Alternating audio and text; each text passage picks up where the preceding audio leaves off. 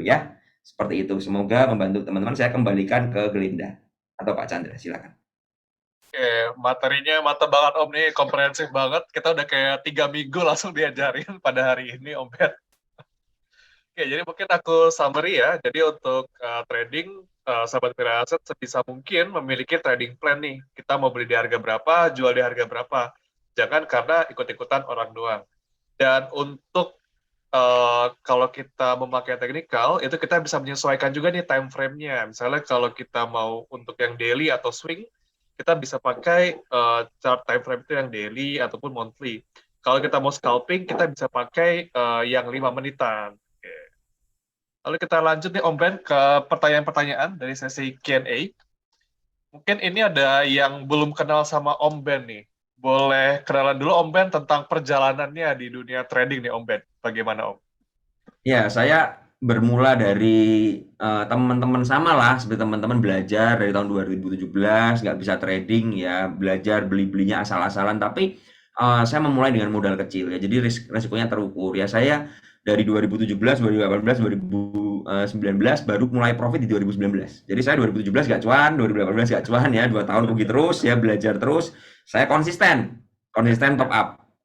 Karena uangnya habis ya top up terus sampai 2019 saya mulai ketemu ritme, mulai bisa belajar, baru mulai profit sampai sekarang. Seperti itu. Berarti dibutuhkan kira-kira 2 sampai 3 tahun untuk menemukan style trading yang cocok ya Om ya? Iya, iya, iya, iya. Dan itu Dan, nggak jadi patokan ya, tiap orang beda-beda. Ada yang lebih cepat, ada yang lebih lama. Seperti itu. okay. Dan berarti kalau buat sekarang, style trading Om Ben tuh seperti apa Om? Scalping, swing? Saya kalau memang marketnya belum apa sudah merasa risknya tinggi, saya akan banyak bermain scalping daripada swing ya, karena beberapa saham udah terlalu tinggi juga kenaikannya, trennya juga belum belum terlalu nyaman ya. Saya cenderung untuk scalping dulu sekarang. Siap. Dan kembali lagi nih Om, ada yang bertanya, nah tadi kan sekitar 2-3 tahun belajar nih, nah itu belajarnya di mana aja nih Om? Apakah ada mentor atau otodidak sendiri, atau gimana Om? Ya, saya dulu belajar, saya itu member di komunitas PPC ya. Sebelum saya jadi CEO dan co-founder di situ, saya belajar di PPC ya, belajar scalping ya, belajar gorengan ya di Iya. situ. Kalau untuk swing saya juga dulu ikut kelas juga. Jadi sebenarnya kan pro dan kontranya begini. Kelas berbayar itu penting nggak sih? Ya itu saya kembalikan ke masing-masing. Ya, karena gini-gini, kalau kita menuntut berbayar, ya berarti kita akan mendapatkan lebih. Itu jelas sekali ya. Kita ada kelas gratis dan berbayar itu pasti beda. Pasti beda. Yang berbayar pasti akan lebih intensif ilmunya. Nah, sekarang bagaimana kita bisa menemukan guru yang cocok buat kita aja? Ya, seperti itu. Jadi, apakah kelas berbayar itu bagus? Buat saya bagus. Selama gurunya juga bagus. Kalau gurunya jelek, abal-abal ya, ya hasilnya juga abal-abal ya, seperti itu. Jadi, Betul. itu perjalanan saya seperti itu. Saya kenapa nggak trading sendiri? Karena menurut saya kalau saya ikut kelas saya akan lebih cepat bisa. Ya karena saya bayar, saya berat nanya dong, sering nanya ya. Kalau saya gratisan begini mau nanya orang kan suka-suka dong. Saya mau jawab, ya orang mau jawab atau orang nggak mau jawab kan bebas. Tapi kalau kita jadi muridnya di sana kan kita ada jam untuk bertanya, kan seperti itu. Betul sekali. Dan kita lanjut nih Om Ben, tadi kan dibilang tergantung market nih. Nah ini ada pertanyaan dari Pak Yeriko. Nah, apakah Om Ben selalu menggunakan style buy on weakness atau gimana nih Om untuk stylenya sendiri? Ketika marketnya kurang bersahabat atau di market sekarang, saya lebih prefer mencari buy on weakness daripada buy on break. Karena kalau buy on break biasanya false. Tapi kalau marketnya lagi bullish ya, bullish-bullishnya, buy on weakness susah dapat. Ya, jadi harus buy on break. Ya, tentu saja kita harus mengerti yang tadi saya bilang. Makanya kenali trennya bagaimana, tren sebuah sahamnya, tren IHSG bagaimana ya, secara keseluruhan bagaimana. Itu akan membuat kita bisa mengambil keputusan. Oh, saya mau buy on weakness, buy on support, atau buy on break. Nah, seperti itu. Oke. Dan lanjut lagi Om, untuk periode-periode sekarang nih, kalau dari pandangan Om, kalau kita mau scalping nih, paling enak itu mainnya di jam berapa nih Om? Jam-jamnya. Scalping ini kita bermain di saham yang volatilitasnya tinggi. Ya, jam-jam volatilitas tinggi jelas di jam awal market.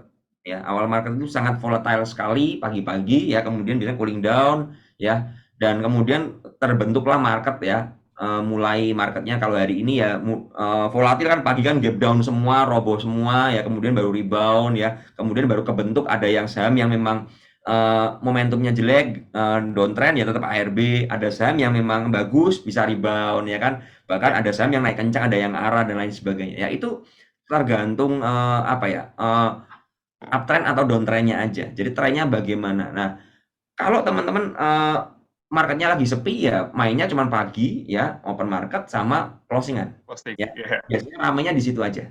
Kalau marketnya kayak hari ini ya ramenya kan di situ aja. Mungkin awal kedua rame dikit, kemudian cooling down lagi, baru agresi ngegas. Ya biasanya seperti itu. Betul. Oke, kita lanjut Om. Nah, ini nih ada yang minta saran Om Ben. Om Ben, minta saran untuk saya yang selalu ragu atau kurang pede untuk entry nih. Nah, padahal dia udah yakin dengan trading plan dia sendiri. Akhirnya malah ketinggalan terus nih. Gimana tuh Om? Ya, kenapa orang itu bisa nggak pede? Karena apa? Karena dia itu mungkin mengalami banyak loss, ya, banyak gagal, ya, cut loss atau trauma. Trauma apa? Trauma cut loss gede misalnya seperti itu. Nah, caranya bagaimana? Untuk mengembalikan itu kita harus punya yang diincar adalah psikologisnya dulu. Dibenerin dulu psikologisnya, harus benar-benar sampai psikologisnya ini bagus. Kenapa saya kemarin bikin 10 million challenge ya di bulan apa ya kemarin Mei kalau nggak salah ya. Karena di bulan Mei itu saya loss gede. Jadi nggak pede saya jujur aja. Takut apa? Takut semua profit saya hilang lagi kan. Saya loss gede sekali waktu itu. Akhirnya saya memutuskan saya ngecilin modal, saya pakai akun 10 juta. Nah, dari situ saya mulai trading lagi. Kalau loss kan lossnya terukur banget, ya kan? Nah, ketika saya mencoba trading lagi, melakukan apa yang saya sudah planningkan ya, akhirnya apa? Psikologi saya membaik. Ya, bahasa kerennya udah pede lagi, udah confidence lagi nih. Nah, kemudian makanya kenapa akun 10 juta saya, 10 million saya nggak ada keluar lagi karena udah nggak saya pakai, jujur aja. Karena marketnya seperti ini saya pakai akun gede. Ya, saya kembali ke akun gede lagi ya, akun 10 juta saya diamin dulu ya. Nah, caranya bagaimana? Ya tadi, kecilin modal, kemudian trading sesuai dengan plan. Coba loss gimana? Loss nggak apa-apa, ya. Loss nggak apa-apa. Karena di situ kita bisa ngerti kita ini sebenarnya analisanya benar atau enggak, ya. Ulang terus-menerus sampai kalian menemukan ritme. Wah, udah pede nih. Nah, udah pede gimana? Modalnya gedein dikit, tambahin dikit, dan seterusnya. Ya, caranya begitu. Kepercayaan diri itu sangat penting di market ya Om ya. Ya. Oke, kita lanjut Om. Nah, ini pertanyaan menarik nih. Tentang screeningnya nih Om nih. Untuk screeningnya itu pakai apa Om? Apakah pas malam hari pakai technical atau seperti apa? Ya, yang paling gampang kan kalau ada beberapa software ya, ada beberapa software dari beberapa perusahaan yang menyediakan, tapi itu juga berbayar terkadang ya. Bisa aja di HOTS ya, di aplikasi HOTS kita ini ada screener ya, ada screener. Nanti kalian bisa cari ya, cari seperti itu, ada screenernya. Nah, dari screener itu kalian bisa menemukan apa, misalnya saya mau mencari saham-saham top volume hari itu, atau saham-saham yang break dari MA10 misalnya ya, atau saham-saham yang memang lagi asingnya beli, dari situ bisa ketemu. Itu kalau pakai screener. Kalau memang mau pakai manual bagaimana? Saya biasanya cari di top gainer, top frekuensi, top volume, top loser. Nah, saya cari dari situ. Kemudian dari situ saya mulai periksa, ya TA-nya bagaimana, broksumnya bagaimana, yang beli siapa, yang jual siapa. Ya, itu prinsip screeningnya. Kalau udah ketemu gimana? Caratin sahamnya. Kemudian caratin area buy-nya di berapa, resist di berapa, ya. Jadikan saham itu jadi incaran besok hari. Ya, itu jadi screener saya seperti itu ya. Lalu pada saat lagi di market nih Om, sering nggak kita screening pakai running trade nih? Kita ikut-ikutan saham yang ramai Om, atau gimana? Ikutan saham yang ramai boleh nggak? Boleh banget. Selama kalian bisa ngukur resikonya. Ya. Kalau nggak bisa ngukur bagaimana? Ya judi berarti kan. Beli AK, naik jual, satu dua tiga jual. Turun bagaimana? Ya jual jual langsung ya. Karena apa? Analisanya nggak ada. Ya murni rame ikutan numpang ya, jalan ke atas keluar. Ya kalau gagal buang. Ya kalau nggak siap dengan seperti itu bagaimana? Ya dianalisa lagi. Ya, nah caranya begitu. Jangan diinepin ya kalau buat judi ya kasarannya. Oke, kita lanjut nih Om Ben. Nah, ini mungkin yang agak lebih mendalam nih. Kalau untuk kalau kita scalping, analisa melalui bid offer itu seperti apa Om? Ada trik-triknya kah atau gimana? Bid offer ada, bisa ya.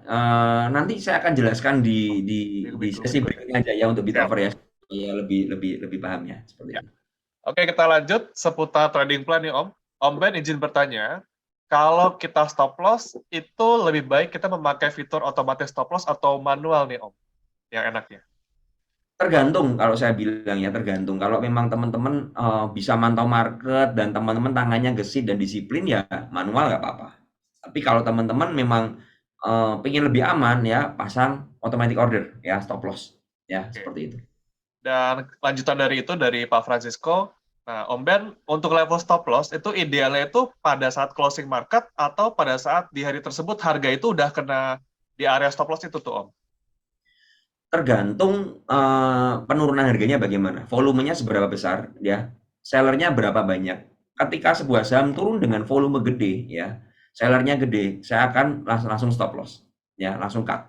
Tapi kalau memang saya merasa ini kok turunnya gara-gara misalnya panik sell pagi ini ya kan, nah itu bisa ditahan, masih bisa di hold ya dengan catatan kalian punya money management yang benar. Ya, kalau udah all in ya berat kan begitu. All in ya udah harus keluar sebagian untuk beli di Oke. bawah lagi.